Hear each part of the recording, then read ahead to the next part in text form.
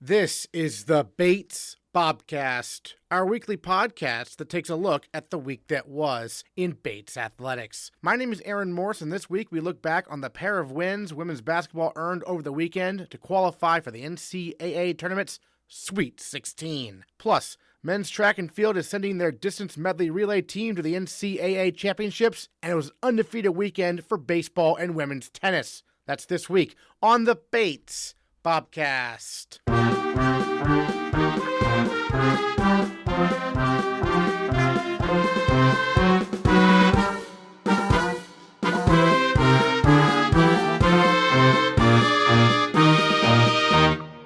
Only 16 teams remain in the NCAA Women's Basketball Division III tournament, and the Bobcats of Bates College are one of them. On Friday, Bates defeated Brooklyn College by a score of 66-51 in the first round, and the Bobcats followed that up Saturday with a 79-66 win over Widener in the second round, qualifying for the Sweet 16 for the third time in program history. It was a pair of hard-fought victories, and in the Widener game, senior captain Morgan Kennedy poured in a team-high 22 points, and first-year Sarah Hughes scored 10 of her 18 points in the fourth quarter to secure the victory. They flanked head coach Alison Montgomery in the post-game press conference. We just achieved something that we've had our sights on and believed was more than possible. You know, like I think we are taking a moment to just be really excited for what we've achieved thus far, but it's, you know, we've heard our players say over and over that they're not satisfied, they're not done yet, right? And this team is special, our seniors are special, and so, you know, we want to max it out. So we want a couple more weeks. So it's that balance of really recognizing what we've achieved. It's really hard. I mean, like, everybody's good. That team came at us with everything they had, and but I think, right, it's balancing of like, yeah, we have high expectations, and this is what we expected and what we worked for, but also soaking it in and understanding like what it took to be one of the last 16 teams standing. Sarah, I feel like you're the ultimate closer in these games in the fourth quarter. I mean, what is it about you in the fourth quarter? Why is that your time to shine, it seems like? Honestly, it's alumni gym. Everyone's showing up. Like, the energy gets going, and my teammates, we're all hyping each other up. Like, the energy is just unmatched and gets me really riled up. And Morgan, as a senior, what's it like to see a first year be this clutch? Oh, it makes me so proud. I mean, I don't expect anything less, though. Like, Sarah, she puts that pressure on us every day in practice. She shows out every single day in practice, and she works extremely hard. So I'm not surprised, but yeah, she's awesome. Coach, these two matchups, yesterday and today, did anything surprise you about them? Or was it about what you expected? I mean, both these teams obviously gave you a really good challenge. Yeah, I think exactly what we expected. I think, you know, in preparing as coaches, we are kind of prepared for every angle of what might come, like understanding what teams are really good at and the ways that we're going to be challenged. So, like, we really try to prepare for that. And, yeah, I do think it's that – I do think coming from the conference that we come from, where you kind of have to play your best and you have to have a really good performance in order to compete in our conference. So I think that prepares us well for as we go down the line and play teams that, you know, we're not as familiar with. So I do think that's a challenge. I mean, sure for coaches, but even more so for players. We just talked about in the locker room, like, within a game, you have to be able to make adjustments because you're not familiar with teams and players, right? Like, we can do our preparation, but you have to kind of figure that out too in the flow. But yeah, they both played so hard, so tough, have some really talented players. So we were expecting a tough battle in each one. Yeah, so you guys gained the lead like kind of early on in the first, and you never lost it. Like, what do you think the secret was there? I think we had, you know, we were a little bit challenged with some foul trouble. I mean, as were they. I think the game was being called really tight, but we had players come in and step up and do their job. We just talked about that in the locker room. Like, I don't think people kind of realize if they're just watching a game, like someone like Ava James who comes in, she knocks down 2 big free throws, she hits a jumper. Ava, 11 minutes, 1 for 1, you know, 2 for 2 from the free throw line, plays great defense. Like, those moments are so important, so important. Sophie came in, took a charge, hit 2 jumpers. So I think we had just players coming in, doing their job. We had to have a couple of possessions where like Morgan was playing the 5 and guarding their post player who really challenged us. So you have to have people step up and, you have to kind of manage that possession by possession. So I think people did their job, and I just think, our leadership is really, really good to maintain poise and belief and trust, right, even like in the flows of a game when we have some adversity. And so Mia Robbins was the highest scorer of the game on their team. She put up 26 points. Like, what was kind of the strategy of mitigating that, or how'd you? Yeah, at halftime we just talked about giving her more space and just forcing her to shoot it, because the way the game was being called, especially just being called tight, we were struggling to contain her without fouling her. She's pretty skilled at, using her body on that drive, and so we kind of just talked about like give her a cushion, let her shoot it, and she hit a couple of them, but we felt like we also really wanted to stay out of foul trouble in general, but in that position, so we tried to do that, and I thought we made some good adjustments, and she ended up with 4 fouls as well. So. And so all 3 y'all, it's my understanding this is the furthest in program history that you've made it. Is that correct? Matched it, yeah, in 05, Yep. that team. So that was my senior year in college, which is, let's go. the Bates team made it to the Sweet 16 that year. Yeah. Yeah. So what does it mean to be a part of this team, after so many years and making it this far? I'll ask both y'all. It's just, I was saying it in the locker room, it's just like a dream come true. Like, this is definitely probably one of like the most fun games that I've ever had, and like this team is just so special, like the way we are with each other, the way everyone's committed, knows their roles and stuff, and I've never had like a more fun year of playing basketball, and so it's just like, I don't know, it's really nice to see the hard work and everything that we've set in preseason like starting to, pay off. Yeah, and like when you pick up a basketball, you dream of like stuff like this, so it just means a lot, and like you said, like it is paying off and it's super rewarding, and like being a freshman and having like all this happen is just like couldn't have picked a better place, couldn't have picked better people, like I just love it here. Love it here. Yeah. Awesome. Well, it's your birthday. Yeah. Is it? Can I ask how old you're turning? 25. Again. 41 Okay. today. All right. What does it mean to you to have this victory and to have the whole court sing happy birthday to you and all those feelings? I was kind of like, stop, they're shouting, we turned it over in the back. No, I mean, I just think, we have way bigger things to celebrate than my birthday, but it is kind of like all the feels in terms of our community. Like, we've talked so much about what just, I just said to the team, like, you guys doing what you love with people you love, being committed and doing it together, like, you've brought so much joy to our community, just kind of seeing the way it brings people together. I mean, that's amazing. So to me, it's more just like all those people in there having fun, having pride in our school, in our community. Like, that's really what it means. So for me, like, that was, and having President Jenkins up there, just like the whole feel of community, like everyone in that gym is connected by what these women are doing. Like, that's so special. So, sure, I'm 41, I'm going home, going to bed. But in preparing for the next round. But yeah, just another layer of like, what a great moment. Morgan and I were just debating whether this was the best day of our life or like close to the best day of our life. I don't know. Feels pretty darn good. So sure, eases the pain of being 41. There you go. I have also a question about field goal percentage.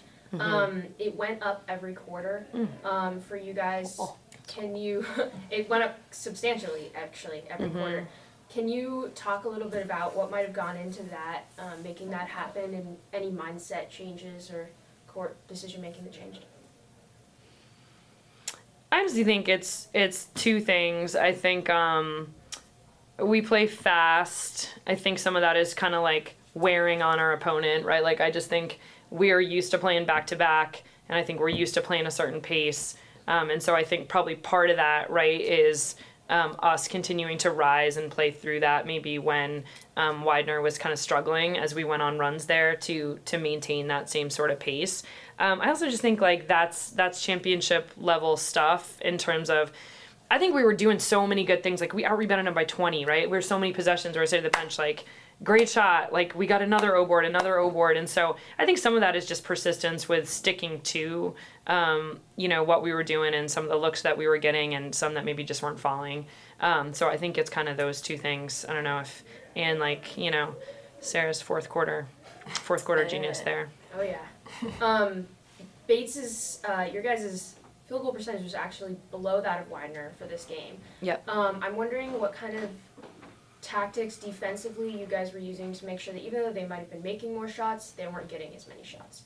Yeah, again, I think like the pace. So we were like really pushing. Like we always want to do that. We want to have more possessions than the other team, get more shots up. We just think that pace is going to benefit us. They have a lot of talented players, and I just thought, we were really focused on guarding one-on-one rather than trying to overhelp and give up threes. They have, especially as the game wore on, because they have they've been down in the last 3 games that they've competed in and come back because of their 3-point shooting ability. So we really wanted to minimize that. But I think at the end of the day, it's two teams, like I said yesterday, fighting for their life. And they had, some good players make plays. But I think collectively, our team was just kind of more persistent. And I think the rebounding stat made a huge difference to get more possessions. Awesome. Thanks. Thank you. Kennedy and Hughes were huge for Bates. But our female Bobcat of the week is sophomore Elsa Daulerio, who tallied 20 points and 20 rebounds Friday against Brooklyn. It's the first 20-20 performance for a Bates women's basketball player since, well, we aren't sure, but possibly since 1980. Daulerio followed that up with 15 points and 9 rebounds against Widener. She joined us in Alumni Gym to talk about the amazing season we are all watching unfold. Elsa, your first postseason experience, NCAA tournament, first 2 games. Looking back on it, what was the experience like for you?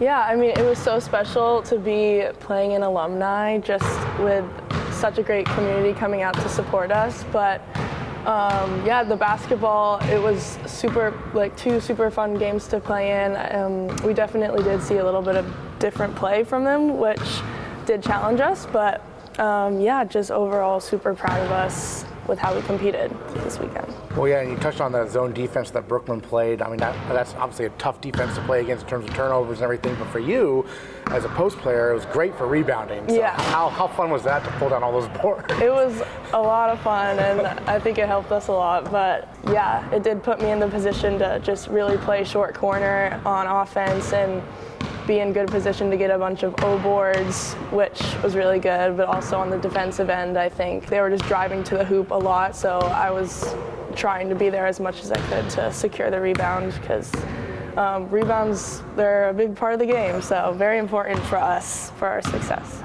Excellent. And I have to talk about the crowd we had. Obviously, a packed house. Tickets sold out within minutes when they went on sale and everything. And you've played in front of a big crowd before, but how'd this one kind of compare almost?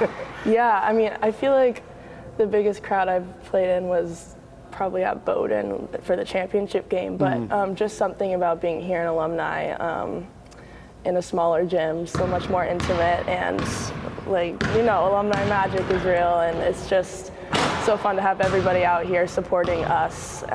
So it's just so fun. So now you're hitting the road to Rhode Island. What, if anything, do you know right now here on Tuesday about Wartburg? Yeah, don't know that much about them. Very different conference, so excited to see what their type of play is. I know they have some seniors, but we're just excited to get out on the road and play a little bit out of our conference again, so it should be really fun, a good game, so excited. Excellent. Then, obviously, Sweet 16, could you, before the season, was that in your mind? Was that, or you're just thinking, one game at a time? Was Sweet 16 something you were envisioning? Yeah, it's one of our goals is to compete for the NCAA championship, and we set that in the beginning of the season as well as the NESCAC championship. But yeah, our goals are always, we're focused on one game at a time, like you said. So just to see how that has really paid off, is so great to see, and I'm so proud of how hard we've worked all season for this. Yeah, going back to Alumni Gym, I feel like the other teams that when they come in here, they're like, they never play in front of this type of crowd, typically. I mean, like, what see from the other team how they're reacting to all these fans? Yeah, I mean, I think they definitely didn't like it that much. Especially all the students chirping the girls, I think. I mean, I like it, but I don't know, they definitely don't. So, but yeah, I guess sometimes when you walk into this gym, you don't think that much of it, I guess, if you're on the opposing team, but once the crowd shows up, it's just the most special. So. Yeah, and you play Rhode Island College is not who you're playing in the Sweet 16, but that's where you're going, and it's possible you might play them in the Elite Eight, and you did play them last year, also before they made a kind of a surprise Final Four run. So what do you remember about that game?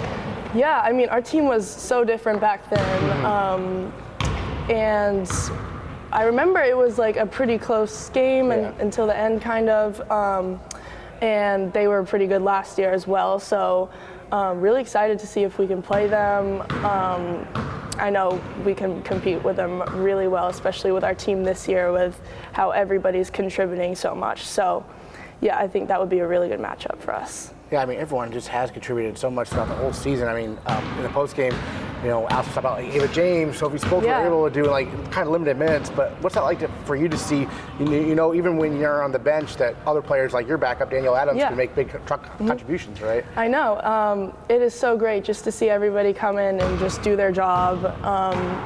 Ava was so good in that last game against Widener. Danny always comes in, hits her pull-up, that's her thing. Just everybody does their job, and that is all we ask for. And everybody has just really stepped up this year in their role, so especially even the freshmen too. They're just really, really doing well. So I was going to say, you and Danny hit those 15-footers pretty consistently. That's something that I noticed for you at least. Massive improvement really for you, I think, from last year. For sure. How much work were you doing on that? Yeah, actually a lot. In practice, in our guard post breakdown, we do a lot of catching at the high post and just facing up. Danny, that's supernatural for, but I've definitely had to work on that a lot, and it's just like a confidence thing too, I guess. Just been a lot more confident shooting that mid-range shot, so yeah, it's paid off, I guess. Great. Well, any other thoughts you want to share on the first two rounds of the NCAA tournament and what lies ahead here coming up on Friday? Yeah, we're just hungry. We're so excited to get on the road, see some games out of our conference, get some higher competition, and we want that Final Four. So. Sounds good. Elsa Daulerio, Female Bobcat of the Week. Thanks so much. Thank you.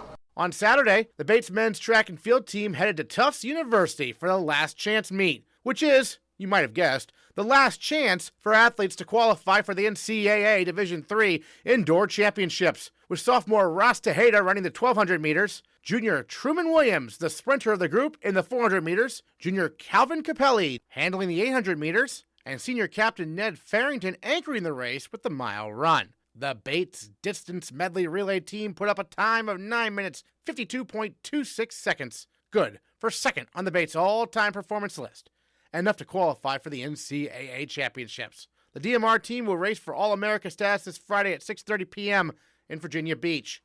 But first, they join the Bobcast. Well, for the first time since 2017, men's track and field is sending a distance medley relay team to NCAAs after a great performance at Tufts, the true last chance meet, but really the first chance for this group of four this year, right? I mean, Ross, just tell me a little bit about how it all came together for you guys. We've all just kind of decided to put the work in, every single day we go into practice, and I've really built a bond with not just these guys, but everyone on this team, and I think we've all put in the work in our own right, and just combining these efforts together, it's honestly not a surprise that we made it this far. And Calvin, you and Ross have both had really a lot of success in the 800. In the DMR, you're the one running the 800, but tell me a little bit about this event and why it's been such a great fit this year for you. Well, yeah, our mid-distance squad has been working really well together, and I've kind of just been following in Ross's footsteps, following behind him in the 800.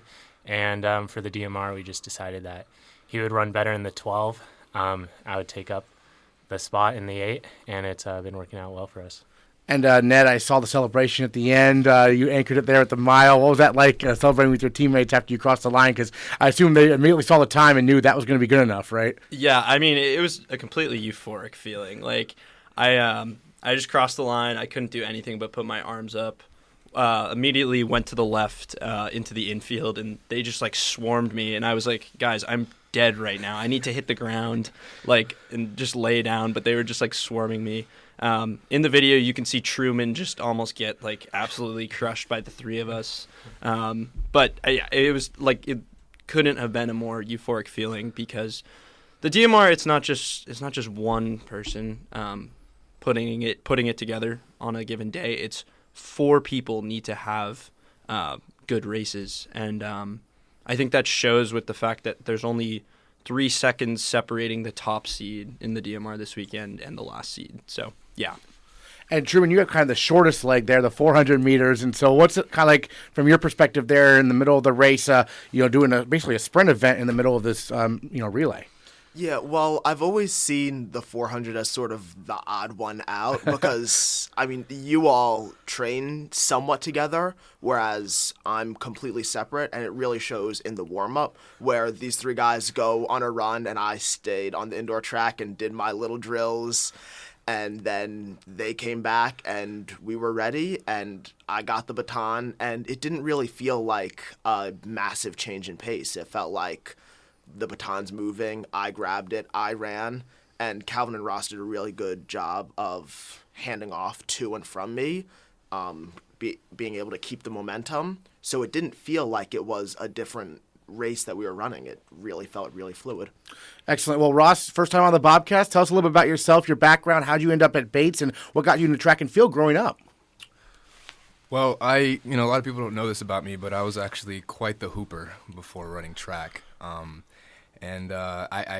My track career really started when my brother told me, hey, you should join cross country to stay fit for basketball season. And I ended up running pretty well at that, so I decided I'd start doing track as well. And lo and behold, we made it here. I picked Bates because, I came up here and I really kind of just fell in love with the culture, Like, everyone on this team really buys into this idea of performing and being great and wanting to reach that next level, not being afraid to compete. So, I mean, and this is displayed now, we can all see how, like, we've all reached this level and I view all my legs and I go, all the legs of the DMR and I go, I trust in each and every single one of these guys to perform. Oh, basketball background then. So does that prepare you well for track? A lot of running there too, right? Yeah, a lot of running. A lot of practicing. Calvin, same question for you. Kind of your background, how you first got into the sport, and what made you want to come to Bates. My brothers and I have been running since we were young, running like club and running throughout high school, and then coming to Bates was just so I'm from California. So far away, I just kind of wanted a change. I wanted to see some seasons, and Bates seemed just like the best fit for me out of the schools out here in the Northeast. Just friendly people. Great. And then Ned, I want to ask you about this because we had you on, recently, and you mentioned you were very confident about the DMR qualifying for nationals at Tufts, and you did. You were there individually for cross country. How excited are you to have some teammates this go around?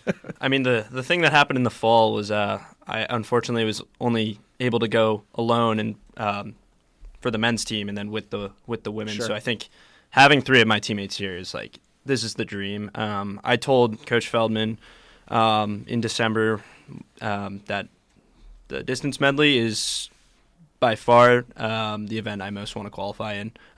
We were kind of weighing options. Maybe we could go for the mile or the 3K, and I was like, if we have the opportunity to go in the DMR, let's do it. And yeah, like you said, last week on the Bobcast, I was pretty confident we could do it. Kind of in the middle of the week after the times got a little faster at that Wartburg meet out in Iowa, I was a little less confident.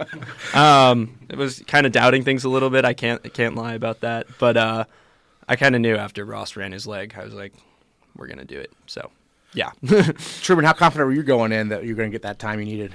Earlier in the week, I asked Ross what his race strategy was, and it was usually to stay to the front, and he ran this 1200 much different than that. So for the first 2 laps, I was a bit worried. And then the latter half of the race, he really started to push. And by the time I got the baton, we were in second, right behind MIT. So we got it, and I just ran and held on for dear life. And it worked out really well. When you handed it off, were you thinking, we got this? Yeah, I handed it off and I thought, oh my God, we're right behind MIT. And going into it, MIT was the top seed by a mile. And I didn't want to say it out loud, but the 3 of us, when we finished our leg and Ned was running, we were like, we got this, we got this, we got this. And we all lined up. We were chanting, Ned, Ned, Ned. And it was just, Ned said it really well earlier, it was just euphoric. Excellent. We were talking off here how the 1200, Ross, is not an individual event. It's literally only part of the Distance Medley Relay. So how do you kind of approach that, especially leading off the relay like this, like you do? You know, it's funny.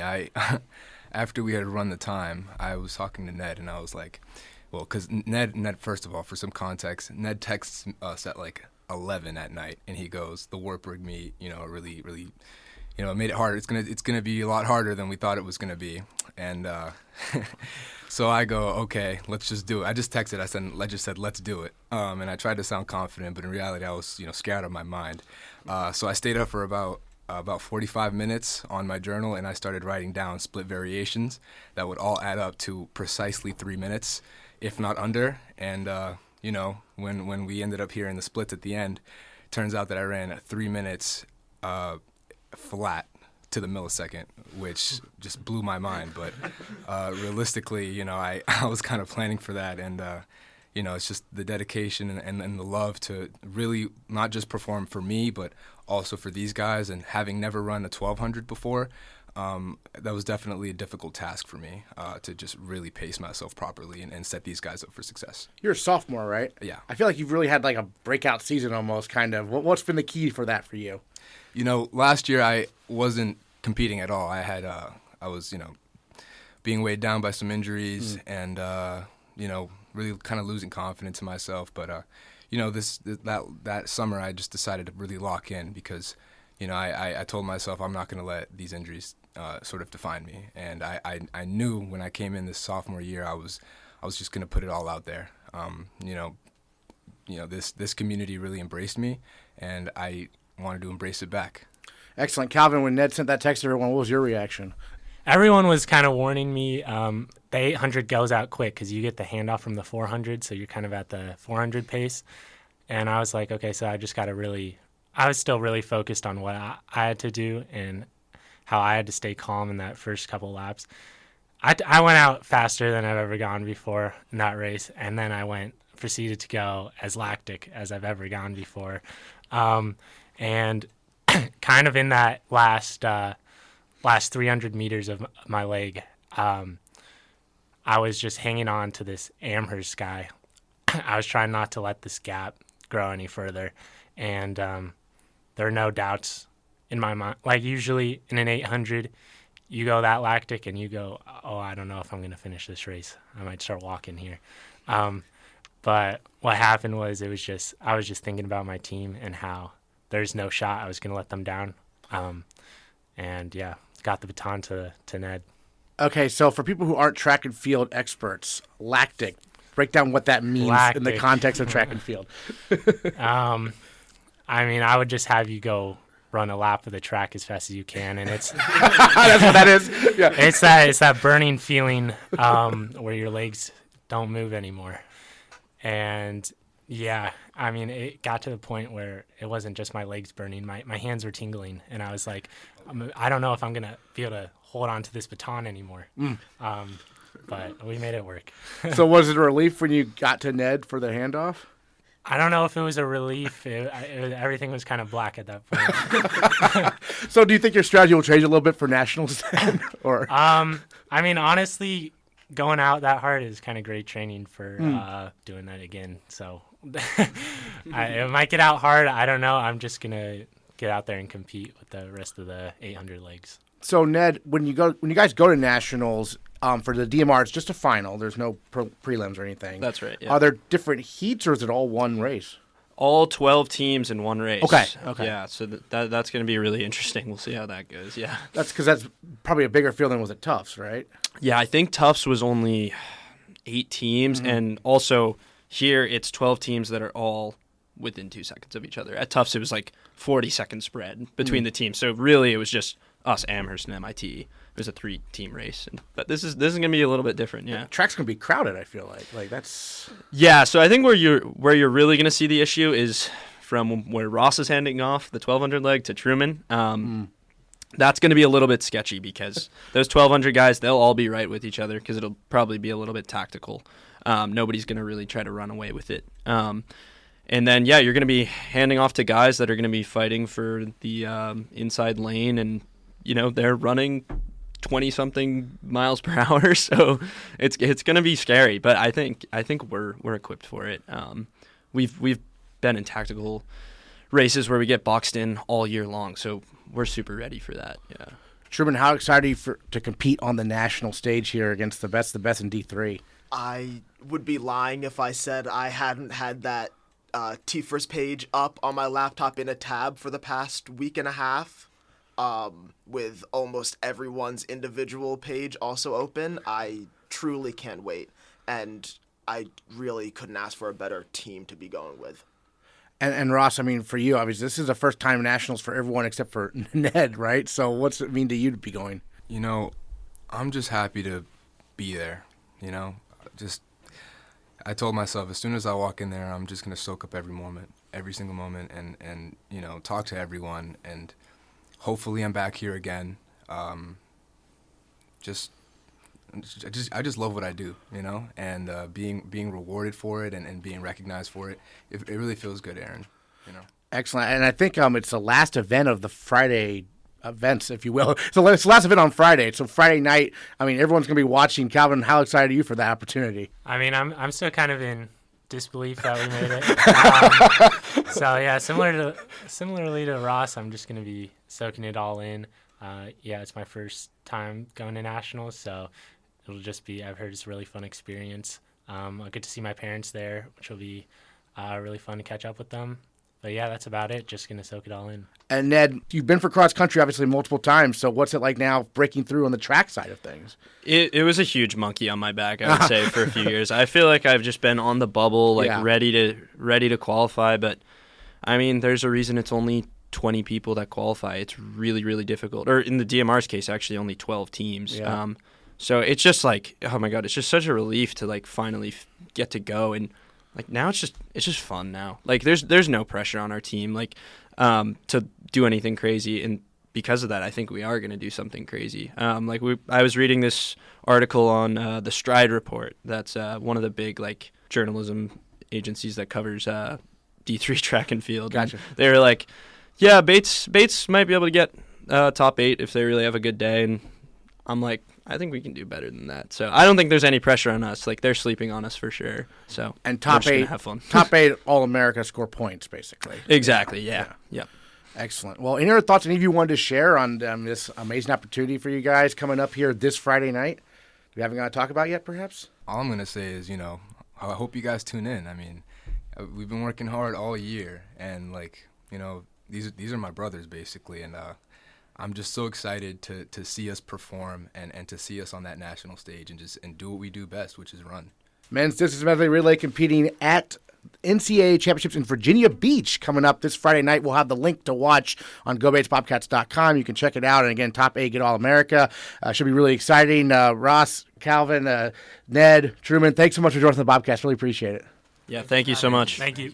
Of course, the women's basketball and the men's DMR teams are not the only groups competing on the national stage this weekend. Bates skiing has Juliet Hoder and Olivia Cuneo at the NCAA Championships in Steamboat Springs, Colorado, and the squash teams are sending a trio of athletes to the CSA Individual Championships. As all NESCAC selections, Alex Spiro, Annie Mortagon, and Navya Gupta will be at the Arlen Specter Center in Philadelphia this weekend. While winter sports are in postseason play, spring sports are just getting warmed up. The women's tennis team had a strong weekend, defeating Smith College 5-4 and Mount Holyoke College 7-love. Sophomore Bella Saul went undefeated at number 2 doubles and number 3 singles, respectively, to lead the Bobcats to victory both days. Well, Bella, a really strong weekend for the women's tennis team there against Smith and Mount Holyoke. You yourself, doubles and singles, all victories. So take us through kind of what stood out to you the most about these matches this past weekend. Yeah, well, it was our first away matches of the season that were in Florida. We went on a Florida trip for our spring break. It was a bit tough, definitely, because our number 1 singles player and one of our captains, Allie Friedman, wasn't playing. So we all kind of had to play up a spot. So it was definitely a tough course of matches. I played second doubles with Julia Anderson, and it was definitely a tough one at Smith and at Mount Holyoke as well. But I think that we all really grinded it out and kind of came together, had a lot of energy and spirit to kind of try and take it, and we ended up being able to come away with it victorious. So I saw Smith was 5-4. Who had the deciding match? Ava Lyon had Okay. this deciding match, junior. Yeah, it was a really, really, really fun match to watch. We were all kind of cheering along. It was the last match on. It was like a comeback victory. We were down, and then were able to clinch it with Ava Lyon's match, and also Ava Steinberger, what came in really clutch also with the win. So it came down to all of you basically watching Ava Lyon trying to win it for everybody. Yeah, it was super fun. Now, have you had similar situations like that before where it's all coming down to one match? It doesn't happen that often, I feel like. Not super often, Yeah. no. We've had matches like that before last season, but this was the first one that I remember of this season. It was super electric. Probably the most fun and electric vibes that we've had, especially for it to be in an away match and on a surface that's very different from what we have in Merrill, which was definitely a tough thing to go through. But we all came into it super ready. We have been working on it all week on the slower surface, trying to practice being able to be on that surface, and it was really, really good for us to come through in the end and really work to get there. It was a great win, yeah. I feel like more than maybe any other sport, the surface that you play on in tennis makes such a huge difference in just how a match can go.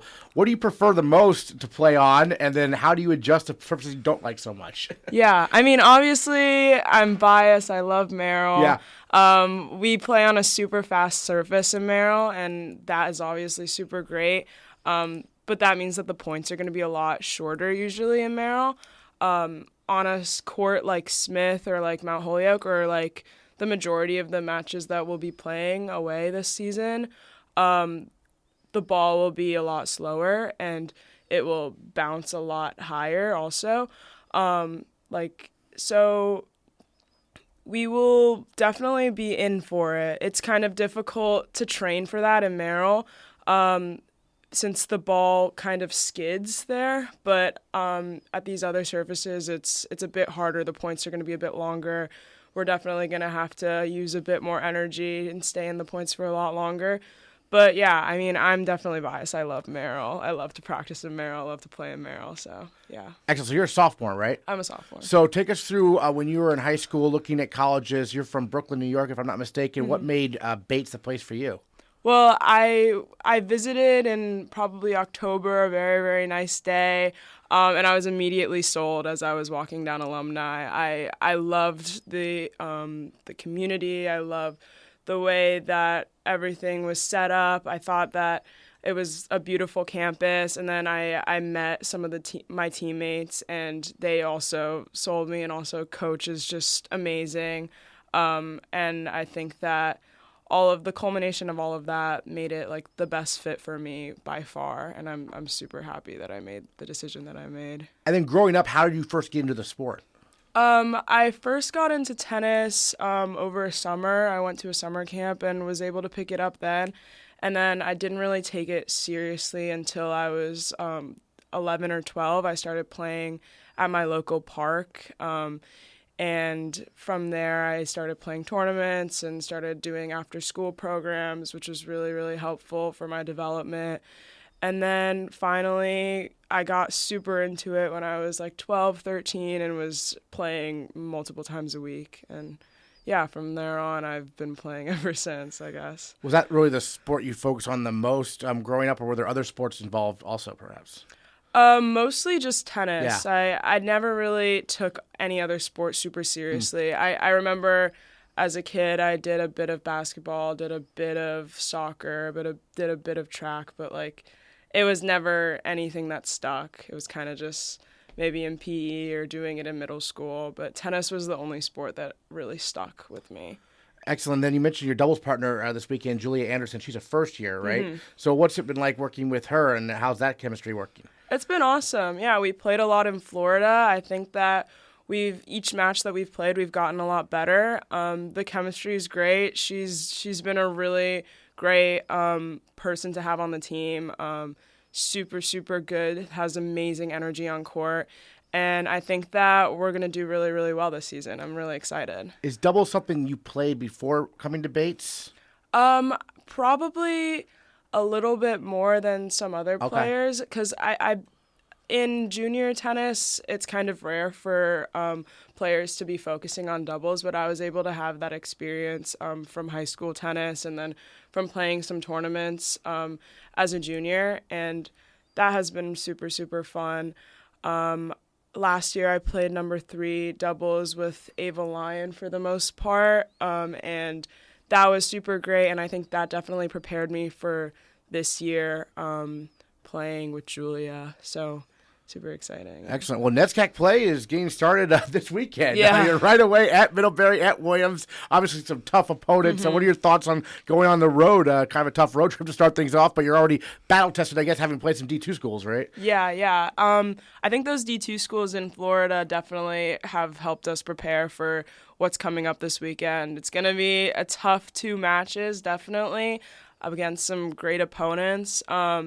I'm super excited to play against Middlebury because I heard that they have indoor hard courts, which is basically like what I grew up playing on. So I'm excited for that. And also, I mean, our team has had such good energy going into the season that I'm excited for us to display that on court and even off court on these away matches. So, yeah, it should be really, really fun. Yeah, tell me a little bit more about the team dynamic this year. Obviously, Allie Freeman's a really strong leader, senior captain. You mentioned, obviously, she missed these past few matches, but what's it like, what's the team dynamic sort of like this season? It's been great. Yeah, I think we've started off on a great note. I think, as I've mentioned already, the Florida trip has always been, like, integral to being able to set a team dynamic and a positive community, like, as our team.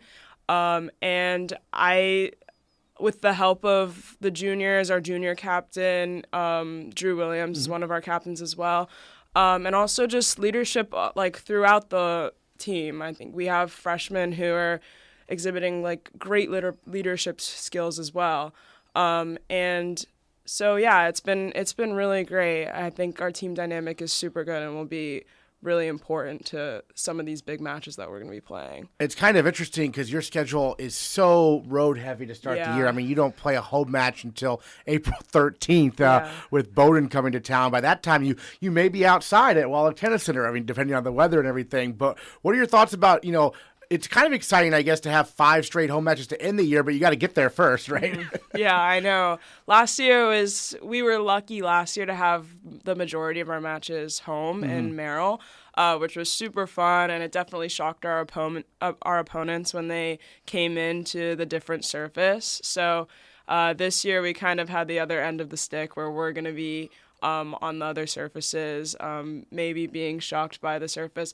But since, like, as we have showcased in our first 2 matches, I think that we'll be fine with it. And we've trained really, really hard in the investment season to be able to compete with these players and be better than them in the long run, hopefully. Well, you mentioned investment season. That's, of course, what head coach Paul Gastier likes to call the winter between the fall and the spring because you have some tournaments in the fall. But what is Coach kind of like? I mean, he's a Bates alum, obviously. He knows what it takes to succeed here. What do you kind of learn from him over the past year plus, I suppose, right? Yeah, he's awesome. I think all of the players really, really love him. I know that I mean, he's been here forever. He knows the ins and outs of Bates tennis and also of these other schools that we play in the NESCAC.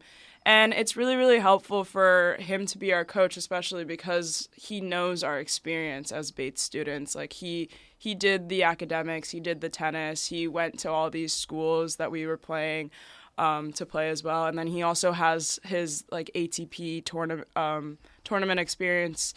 He was a pro player, he was a hitting partner, and he's been a coach. So it's been really, really awesome to have him. I think he's given us lots and lots of advice and tips to help us get better, and I feel like I've grown a lot as a player under his advisement. So yeah, for you as a player, what are some goals you have kind of in your mind about what you want to see from yourself kind of as we move along this season?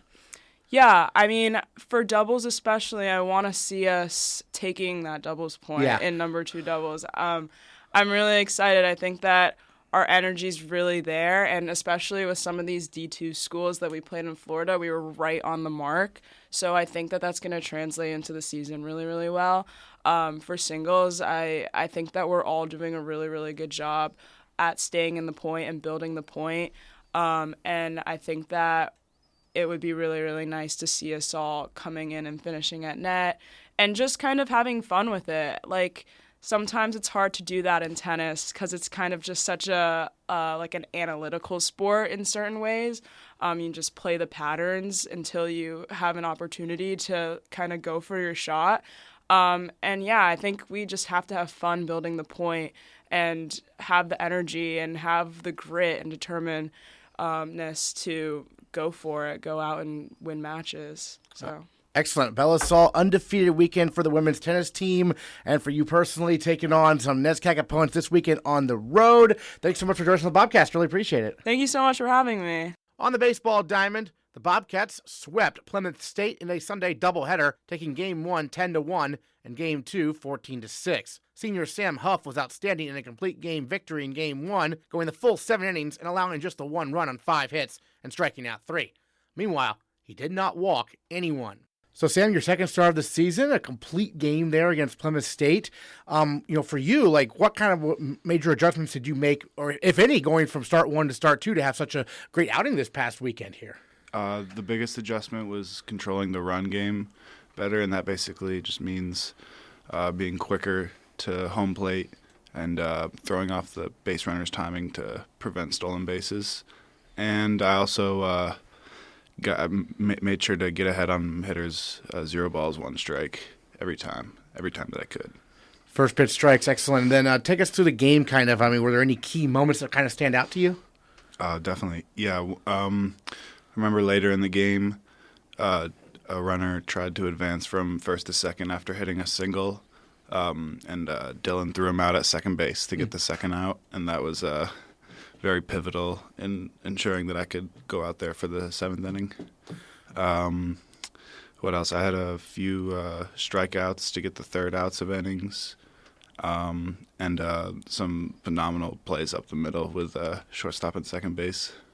So the defense behind you was really sharp, it sounds like? Absolutely. Okay. Who we have, what, Shaq Brennan at shortstop? Who was at second base for you guys? Ben Genser. Okay, gotcha. So they made some nice plays. Excellent. And also, nice to have some run support, right? I mean, a lot of runs in that game for the Bobcat offense. What's it like when you're not pitching, watching these guys go to work? Oh, it's super fun. I started off when I surrendered a run in the top of the 1st inning, and then Keegan Ryan hit like a mammoth home run in the left field off of a super impressive pitcher that Plymouth State featured. And, just that was good vibes on the bench for sure. Well, we saw, Keegan Ryan get his first collegiate home run. Jack Margoloff, who's a sophomore, got his first collegiate home run as well, too. So what's the celebration like after those guys get their first long ball? Do you ignore them for a little bit like we see the major leagues, or no? No, it's hard to ignore them. It was too much pandemonium. Too much pandemonium. I was mobbing them, and when they came into the dugout, just beating their helmet and stuff. Excellent. So I know for this team, you, along with Teddy Nelson, are 5th years, sort of, right? You took an extra year. So what's it like being kind of a 5th-year senior?